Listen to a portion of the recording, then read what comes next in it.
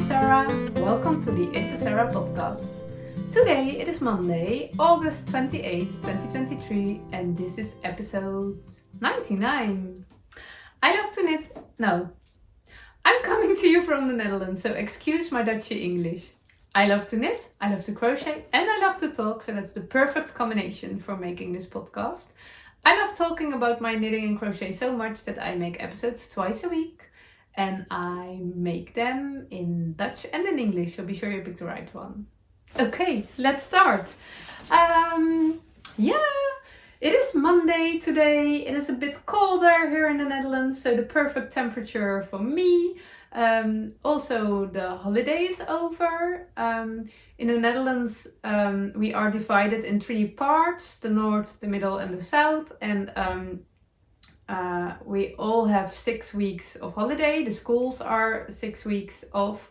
The kids are 6 weeks off from school. Do you say it like that? But not at the same time. And so we were the middle part. It relates. So sometimes you have an early holiday, sometimes you're in the middle, and sometimes it's really late. But we were in the middle part this year. So last week last week the middle of the Netherlands started already. This week we will start, and next week the north will start. My kids are going to high school, so they had another day off today. They will start tomorrow. So we have an easy peasy Monday. It's feeling like a holiday day still. And it's quite special to me because it used to be a special Monday, the first Monday after holiday for the kids, because they started. The primary school already starts today. But also for me, because I was a teacher. I used to be a teacher, so it was also quite a busy day, a fresh new start with new class full of kids or new projects or whatever. And now it's just a relaxed Monday. So that's quite special, but in a nice way. So I'm a happy person today. I can chat with you as I always do on Mondays, and that is what really makes me happy. So I have some things to share with you this episode. Of course, I will tell you all about what I'm wearing, and I also made some mini skeins I will tell you about, and I think that's all. I did some more knitting and crochet last weekend, but I will save that for this Friday. I really want to keep my episodes a little bit shorter. I can talk endless. Ask my husband. Poor guy. I never want to stop talking. But it's really nicer for me and also for you when the episodes are not too long. So I'm really working for that. I'm trying to do that. So I will pick things. I will pick projects and save other projects for the other time. Otherwise I would talk. I would tell quite a lot the same things every Monday and every Friday. And I know there are people who don't mind. But I do mind myself. And there are so many lovely podcasters on YouTube. And I already am taking 2 moments a week. So let's be a bit, how do you say it? I don't know the word. Let me don't ask too much from you. I think that's what I want to say. But let's start with what I'm wearing, because that's also my finished object. I told about it last Friday. This is my second Corran cardigan. It is finished, although just before I start filming this episode, I was thinking about a little change. I will share that in a minute, but for now it's finished. I did filmed a bit here and there, but I start let me start telling while I am wearing it. This is the Corran cardigan. It's a pattern by Rebecca Clow from the Creabea. I really love her designs, and I knit my first version as a test knit in the beginning of this year, in spring, I guess. When she released the pattern, I immediately start my second one. My first one was a short-sleeved V-shaped neckline version, but it was in quite a rustic wool, and that's not really matching the weather you wear, in which weather you wear short-sleeved cardigans. So I was, but that was, I was getting the right gauge with that one, and so I thought, okay, it's okay. And I still wear it. Actually, I wore it this morning because it's a little bit on the cold side for this one. So when I went into the woods, I put on my first Corran cardigan. But this one, I wanted to make the same version. The pattern gives you different options. Rebecca really wants you to, you can choose different options in her patterns and you can use your own creativity. So I really love that. You can choose for a V-shaped neckline or a round neckline, and short sleeves or long sleeves. I chose for the option no sleeves. That's not in the pattern. That was also not my plan, but it just happened and it really makes me happy. I was knitting on this cardigan with a lot of love in April, and it went very quick. Actually, it's a very quick pattern. It's a lace pattern, all over lace, and it's quite an easy chart, and also relaxing in a way that it, for me, it asks just enough attention to be mindful, but this isn't without being too hard. In the beginning, it always is a bit hard for me, but that's every knitting pattern for me. Actually, it always takes some time before it's in my fingers and in my head, so it all is balanced. But when that is happening, it is just enough. It's really a nice knit, and I think it looks harder than it is. Yeah, I'm quite sure. It's a bottom-up cardigan, so you knit it back and forth. So you knit back and forth, and then you split for the armholes, and you knit the back panel, and then you knit one front and the other front. And I was quite near the end, because I was doing my 3-needle bind-off for the shoulder seam. I really love to do a 3-needle bind-off. I think the pattern tells you to do that. You can always choose a different way, but I always choose for the 3-needle bind-off because I prefer knitting above sewing. So I did it, and then it went wrong. The yarn was all get tangled, and I don't really know what happened, but it was all, I couldn't fix it, and it was all one big frustration. So I put it in my project bag and I put it away. And I don't often put my knits away. I either go through it and solve the problem, and I use all my willpower and discipline to fix it, or I will frog it when it really doesn't work out. But this one ended in the project bag in a corner of my cabinet, and I ignored it for weeks, and that was quite special, and it was okay. It was okay that it was there. But I think last week or 2 weeks ago, I found it, actually accidentally. It was not my plan to work on this, but I found it, and I opened the bag, and it was love on the second side, and it was quite fun because one of my Dutch viewers, the cardigan was sleeping, hibernating in summer, in this project bag. And this project bag is made by Mieke. Mieke is a Belgian lady, and it's a quilted project bag. And my name is on it, and it's really beautiful. It's really all those beautiful fabrics. Oh, look at the bottom. Oh, I love this. I want a dress in this fabric. A hinterland dress in this fabric. But one of my Dutch viewers commented, and she said, "Oh, I understand, because your cardigan..." Oh, doorbell ringing. But my children are at home. But I'm curious now.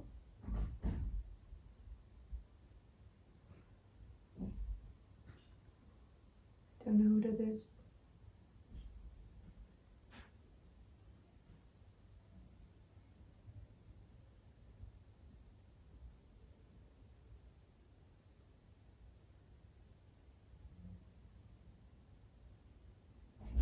I still don't know. Doesn't matter. I will hear it when they need me. But I always tell my children that they only are allowed to disturb me in life-threatening circumstances when I'm filming for my episodes. My children are teenagers. I wouldn't say that when they were little, but they are big enough to survive while their mom is filming for her podcast for an hour. Where was I? The Dutch viewer commented and she said, because your cardigan was surviving the summer in this project bag, which is made by Mieke with so much love for you, and so the love from Mieke for you went into the cardigan. So when you put out pulled out the cardigan of the project bag, you opened the project bag, you saw all the love. And I thought that was such a nice description, and I really love that story. It sounds like a love story. So the love of Mieke, the love of another maker, went into my cardigan, so we could love each other again. It's really nice. So that happened. I fixed the problem. It went so easy. I absolutely don't understand what was the problem, but it was done in a minute. And then I added the button band. I struggled quite a lot with the button band, and still I'm not quite sure if it's perfect, but I think Corran wanted to learn me that imperfect is also quite perfect, can also be quite perfect. The buttons are a bit, the fabric is very light. This whole cardigan only weighs 98 grams, including the buttons. So that's nothing. And you can feel that it's a perfect lightweight layer. Let me go to the yarn. I knit it with Holst Coast. And Holst Coast is a mix of 55% wool and 45% cotton. And I held it double, so it is a light fingering weight yarn, I guess, and I held it double, so it became a DK weight, but still it weighs nothing, and that's really nice. It's really, it is a warm layer because of the wool, and of course because of all the love in it, but it weighs nothing, so it's very pleasant. It's very nice to wear. I got this yarn in a D-stash from a knitting friend, and it is really fun because I never knitted from cones. I never owned cones. I do have two. These are from the thrift store. These are both cotton, and the white one I knitted my how does it called? My roomers vest. I crocheted my roomers vest with the white one this summer, and exactly the same feeling when you are crocheting or knitting from a cone. It's like magic. It's unending. I already crocheted my lowrider jumper with this one, also held double with short sleeves, and now I made this one, and there's still a lot left, so I can make another garment, and it feels like a magic cone. I really love it. So I used that one, and let me pick my notes. I used my wooden needles. I guess, I'm not sure for the body. I started this garment on April 7. I used 4mm needles for the body. The pattern tells you to knit it with 5mm needles, but I'm a loose knitter, and also I love a bit of a fitted fit. A fitted fit, yes. Not too much positive ease. So I quite some garments do have positive ease, maybe a little, but then I wanted to be less because I said it before, I told it before, I guess. I'm a small person and I love my white linen dresses and skirts, and it's better for the look when the upper garment is in a fitted shape. So I used 4mm needles, and for the ribbing I did use 3.25. I prefer to use 3mm needles for the ribbing, but I didn't own 3mm wooden needles, and my metal needles were busy knitting my skimming shawl, so I didn't own them. But easy. My head's going faster than my mouth. I have that problem quite often. I bought 3mm bamboo needles this summer, so now I can knit the ribbing on 3mm, but for this garment it was okay. So I did that, and yeah, I must say, when I put it on for measuring the button band and stuff, the button band, I had a lot of troubles placing the buttons on the right place, and I never had that actually before. I don't know really what was happening. I also discovered this, and it's quite weird. I spent so much time in measuring and placing my buttons, and I made a mistake here. I normally would place my button lower, and I absolutely don't understand how this happened. But I think it's okay. I think it's kind of cute that it's opening. It gives it a bit of a playful look, I guess. That's what I tell myself. So don't say it's not true. But this morning, I actually have a fourth buttonhole. It was my plan to place 4 buttons. But when I finished it, it didn't look good. So I made the buttonhole disappear. I duplicate stitched over the buttonhole, and it worked out pretty good, and it was part of the imperfection training, I guess. But this morning I was wearing my first example of the Corran cardigan, and that one has a button more higher, so I don't like this part, that the button of my dress is peeping out, because these are different buttons. I don't like that. And suddenly this morning I thought, why can't the 4th button be here? Because that would solve the problem and it would look okay. So I was a bit confused. Why did I decided that it was not a good idea to place the 4th button here? But I just discovered that just before I started filming. So maybe I will change that, but I am not sure. Actually, on a dress I will wear it open fronted, because it's such a nice layer. But then I was putting it on, and I was watching in the mirror, and I thought, I don't need sleeves. It's already perfect. It's just I just added the border, picking up the stitches and directly knit the border with no sleeves, and it's really a sleeveless cardigan. It's really a lovely layer over a summer top, but I also can see me wearing it when the days are really colder with a long sleeve black top under it. So yeah, suddenly it was done, and knitting the sleeves wouldn't be such a big job. I also can't say that the idea of not knitting sleeves didn't influence my happiness about the idea of a sleeveless top, because it would be finished earlier. But yeah, it was especially for the look. Yeah, I really love it. So I'm a happy person. I did film a little bit about the blocking for you. I will show you. I will take you with me a few days back. So there we go.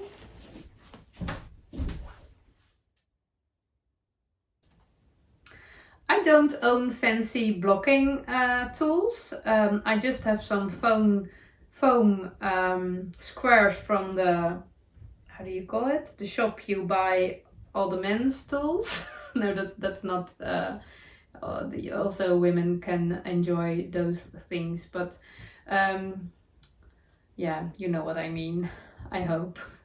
In Dutch we call it a bouwmarkt. Yeah, a marketplace for things you need for doing all the things in the house.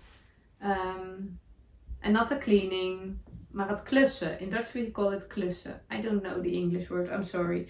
But it works out pretty good for me. I do love the fancy stuff, but I prefer to spend my money on yarn and patterns. I learned from Andrea Maury that it worked pretty good to place a layer of plastic under your wet garment or your wet knitting. I used to use a towel or a sheet under it, but she told that when you do that, the water will go into that towel or into that sheet, and it costs more time to dry.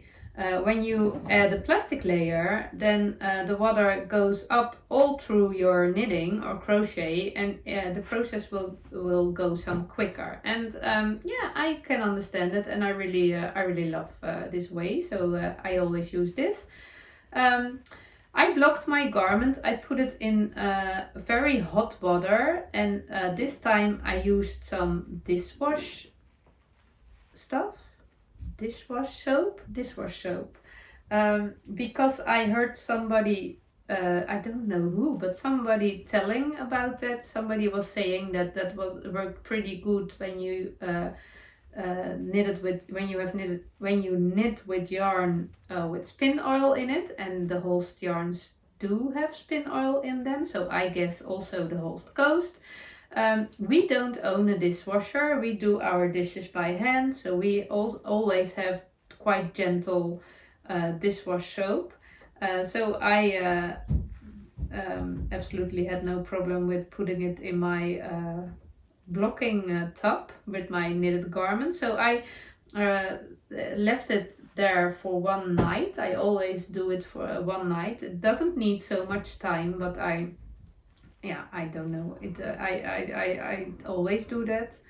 And then normally I don't rinse the wool wash out of my knitting, but I did want to wash my dish soap out of my knitting, so I put it in the washing machine on a wool wash program. That worked out pretty good, and now it's laying here, and I'm pulling it out a bit. Sometimes I use some pins, and because this is a lace pattern, I had a little doubt, do I need pins? But I prefer a gentle blocking process. And I love it when a garment can be as how it wants to be. But when it's not what I want to be, I will add pins. I'm such a person. But this worked out pretty good.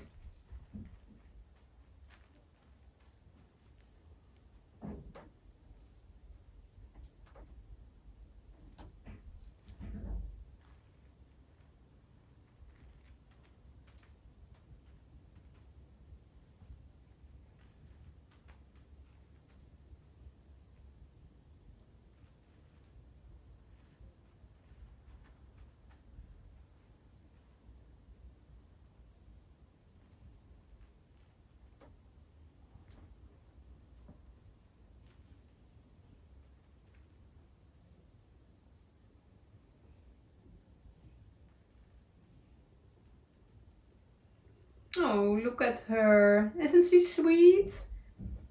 I think it's such a sweet little cardigan. And the lace pattern is so beautiful. I really love it. I think it will be one of my favorite summer garments. This morning I took some pictures and a little bit of filming. I always do that in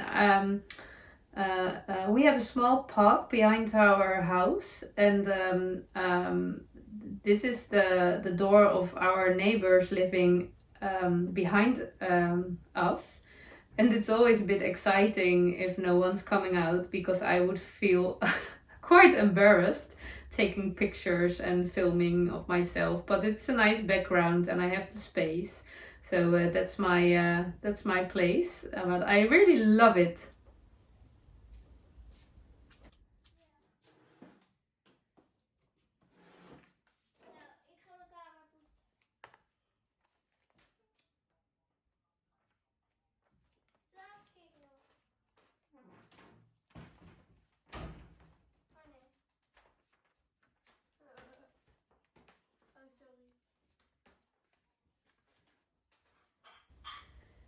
This morning I also finished the project page in my knitting book for the Corran cardigan. I had to go back because I started this cardigan on April 7 and I finished it on August 24. That doesn't happen quite often, that a project takes so long, but it's nice that it's finished. And as you can see, I wrote all kind of things in my book and a little bit of the pattern, and I also make some notes that you can stripe when you have done it, how many rows you have to knit. I don't know how you say that in English. In Dutch we call it turven or afstrepen. Every time you did a row, you knitted a row, you put a little stripe or a little cross in your book. Oh, I really should search for that term. Let me do it. I can do it right now.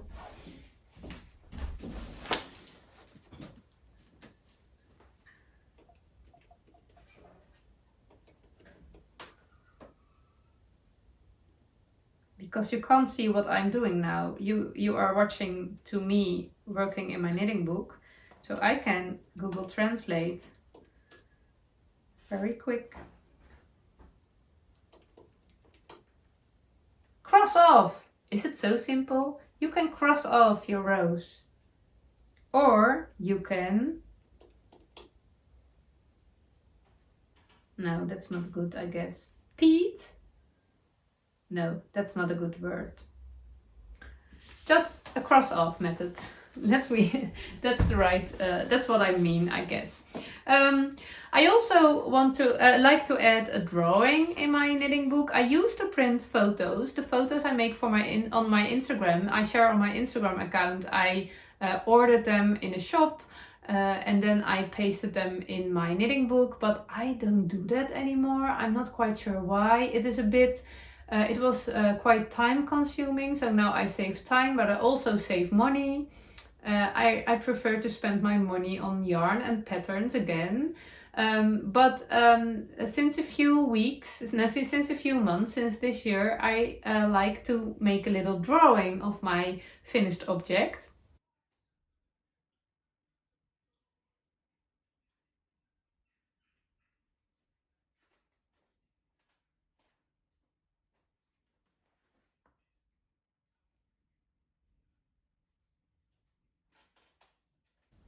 For me, it was very important that I don't let my perfectionist make the drawings, because then it was not a pleasant thing to do. So I make imperfect drawings and that's very enjoyable. I really love doing that, and actually I quite like the end result. So I just do a quick drawing and I write down the measurements, and it's really a nice step in the process of finishing a garment, finishing your project page. It feels really complete. And then the next step is reorganizing your project bag. Put the yarn on the right place, put your needles back, till the project bag is empty, and then put the project bag in the place where you save your project bags, and then it's all finished. Only the Ravelry project bags, that's also part of the process. And it really feels as if I have my life under control when I am able to do all those things. So that's really also hard jumping. Yeah, it feels very, very balanced, and I love balance.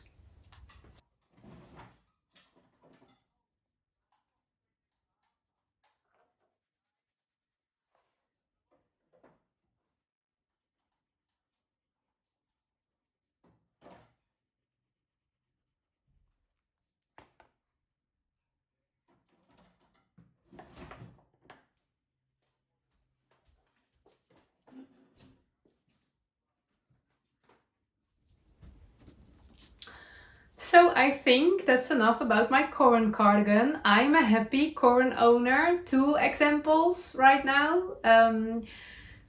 I must say I really felt the need for one in lead lopi or another rustic winter yarn.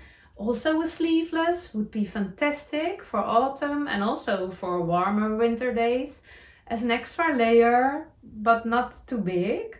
But I also own another pattern of a sleeveless cardigan, which I really want to make for winter. So maybe I will cast on that one first. But a third version is definitely on my I really want to make list. I really need it in my life list. But as I said, that list is quite long, so we shall see. I had another nice crafting activity. I was looking for the word crafting activity this weekend. I was winding mini skeins. They are lying behind me.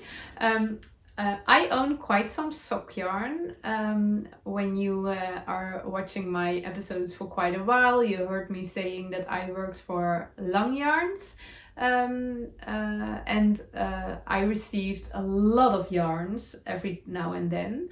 I quit with that job right now, so I don't receive so much yarn anymore, and that's absolutely okay. But I also received so much sock yarn in colors I probably wouldn't buy myself because they are too bright for me. They are not really what I like. But as a yarn hoarder, I need it all. I won't put it away. I did give some blue skeins away, but most of the sock yarn I added to my stash. But every now and then I'm winding mini skeins of them because I think it's a nice mindful activity to do, and it's a nice gift to a knitting friend. Sometimes for you can exchange, that's the word I guess. I gave something to someone else and she gave something to me when you are exchanging colors, but also as a gift or as a thank you. So I made some mini skeins for a person I will meet in a few days, and yeah, I filmed a bit for you. I have my yarn winder. Now I don't know if this tool is called yarn winder. Oh, I asked before and some of you let me know what the right word was. In Dutch we call it yarn umbrella. I'm not quite sure, but that wooden thing on my table. And I really, a knitting friend suggested that it was a good idea to put a little mark sign on your yarn winder, and as you can see I can't find the sign. It's a while ago I made mini skeins, but I'm searching for the sign. It's a little brown mark, yeah, and I placed it behind my yarn on the back side of my yarn winder. That was not very clever of me, but I found it right now, and it's really nice because when you put the yarn winder on the sign, you always have the same size of mini skeins. And I also count the turns I do, so they are always around about 10 grams, and that's really nice. Because the activity is so clear, the steps are so clear, it's very mindful because you don't have to think, you just have to do. So I make a magic circle. No, a chain is the right name. And then I turn 40 times, and it's not really 40 rounds of the yarn umbrella, but it's 40 times the movement of my hand. And when I do that 40 times, yeah, the mini skein is the perfect size. So I really love doing that. I can't do it quite often, quite a long time, because then my right arm will hurt. But it's nice to have my basket with yarn on my desk and do it every now and then in between, because it's such a relaxing activity. When I twisted the thing 40 times, I break the yarn and then I make a tie. Do you say it like that? I make a tie around the yarn, only there with the yarn ends. Because it's a little mini skein, it doesn't need more securing, I guess. And I put it off, and then I am twisting this thing. And I also count, maybe you can see it on my mouth, I'm counting till 20, maybe 21, maybe 22, and then I wrap it around my knee, and ta-da! There is a perfect, lovely mini skein. This is really a hard jumping activity.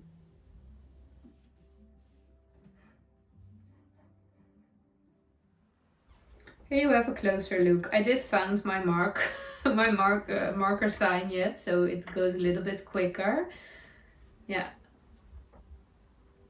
I put a little chain around one of the points and then I start twisting it 40 times. Break the yarn. Make a tie.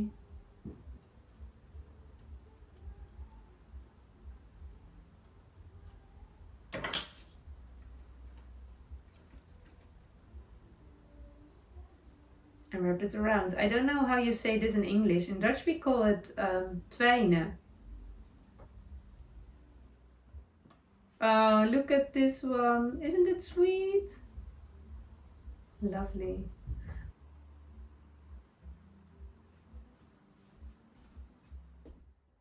Oh, here they are. They are looking so lovely. Quite bright colors. That's what I said that's what I meant when I said that I wouldn't choose those colors myself. I'm more a brown lover, but I really enjoy some colorful happiness in my life.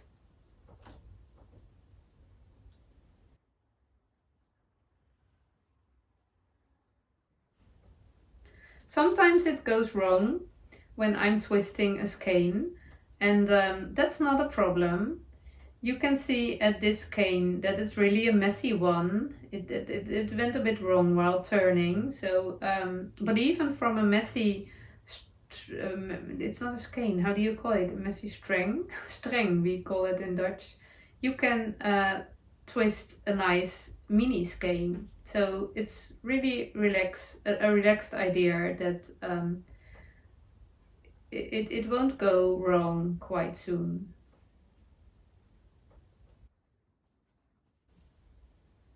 It is perfect. It is still perfect. I love it.